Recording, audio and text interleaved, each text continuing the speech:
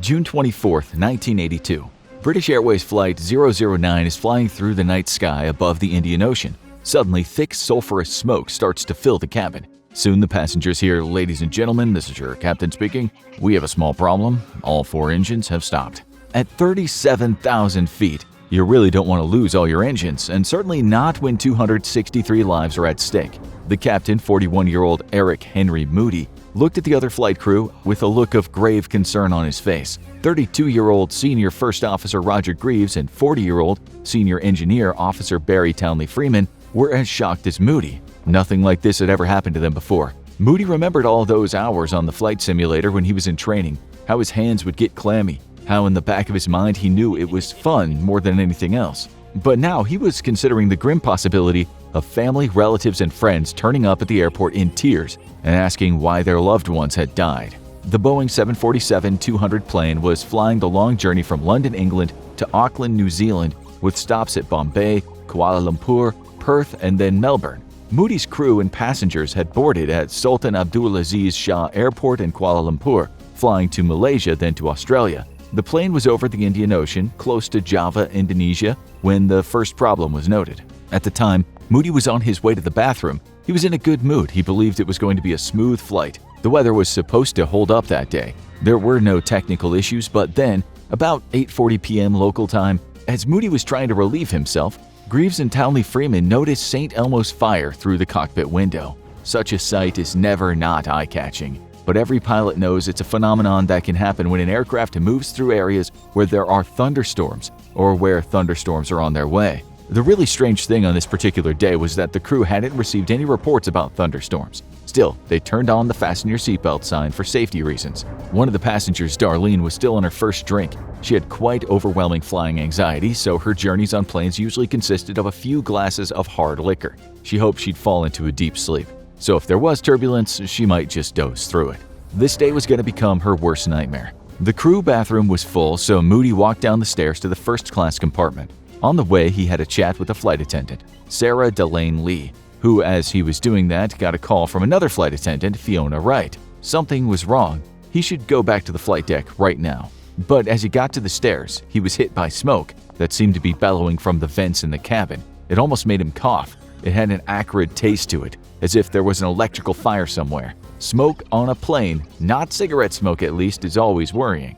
Moody charged back to the flight cabin, making sure not to look panicked and upset any passengers. At that point, Darlene, like all anxious people, employed her sixth sense, noticing all the nuances of fear written on Moody's face. When Moody returned to the flight deck, he first noticed one of the most stunning instances of St. Elmo's fire he'd ever seen in all his career as a pilot. But the weather was calm. It made no sense at all. He was at least glad his crew had put the seatbelt sign on, but now he was concerned about that smoke. Just as he was telling the crew about it, the windscreen looked as though it was being hit with tracer bullets. There were plumes of electrical fire around him, and now it seemed the plane was being bombarded by something Moody couldn't quite explain. Just as he was racking his brain to figure out what was going on, Townley Freeman announced engine failure number 4.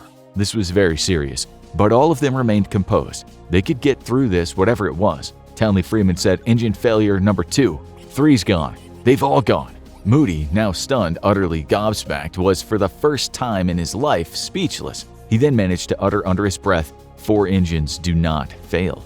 He thought about a few months earlier when he'd practiced a 4-engine failure on the simulator. He understood that if it happened, the generators would fail, and if that was the case, the batteries would kick in. But the cockpit lighting and some of the instrumentation would fail to work. But that hadn't happened yet, so Moody was confused. That's when he noticed that their speed was decreasing. He put the plane into autopilot and turned to Greaves, telling him to make a mayday call. Greaves then picked up the radio and said, "Jakarta, Jakarta, mayday, mayday, Speedbird 9, we've lost all 4 engines." Ground control misunderstood and thought he'd said they'd only lost engine 4. After all, planes don't lose all 4 engines at once for no good reason. That's unheard of. With the autopilot now on, Moody had time to check for what was going wrong. The other 2 pilots went through the emergency drill routine. Moody checked the fuel, he checked the circuit breakers, he went through every check he could, and still didn't know what was happening. The thought pulsing through his mind was, what the hell have I done wrong here? As the plane lost more elevation, the indelible sound of the pressure warning horn sounded. Beep, beep, beep, as the plane rapidly descended. This really was the stuff of nightmares. Soon, passengers in all compartments were clinging to each other, crying, screaming. some of them seemingly losing it and trying to get out of their seats as the cabin staff pushed them back down. Others had already started to write letters, hoping their loved ones would find them in the wreckage. One woman wrote to her husband and children saying, "I love you guys. These are my last thoughts. You are my final thoughts. I loved you more than anything in the world." Darlene did nothing. She froze like a statue. Her whiskey glass fell to the side and she didn't even notice it. She did not attempt to get to her anxiety pills. She was petrified to the point of going into shock. Moody had to think about what to do. He knew that if the plane lost more altitude, there was every chance they'd hit mountains on the south coast of the island of Java. He could try to maintain the descent and hope for the 1 in a million chance that they could ditch safely in the Indian Ocean. He spoke to the passengers and said what had been called the understatement of the century.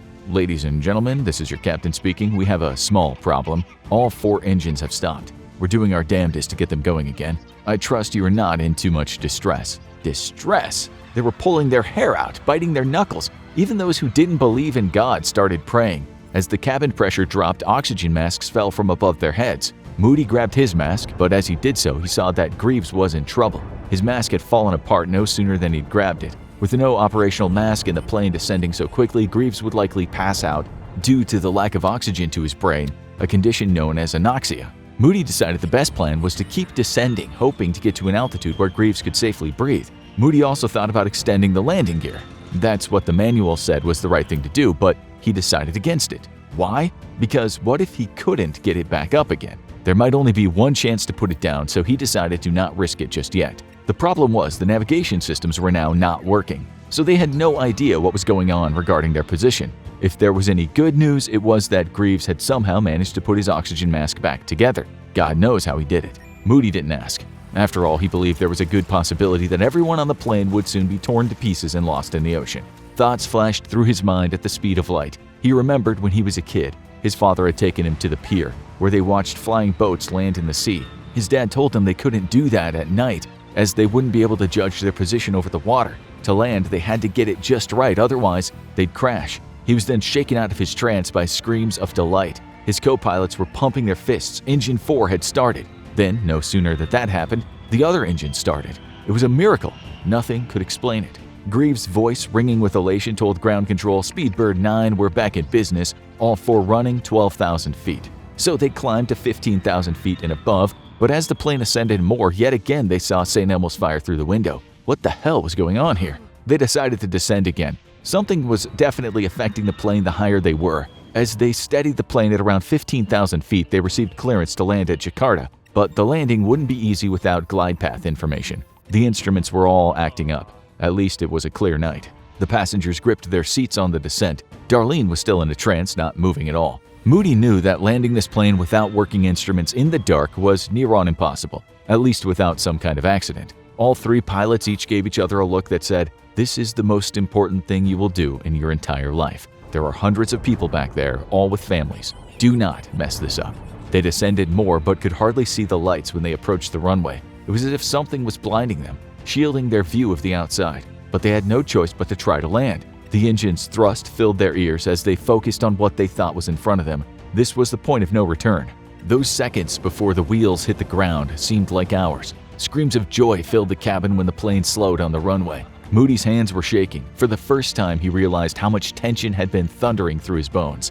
It was a smooth landing, considering the conditions. Moody heard clapping coming from the cabin. He didn't know whether to laugh or to cry. Darlene suddenly flexed her head like a mythological creature coming back to life after being turned to stone by the Gorgon Medusa. What had just happened?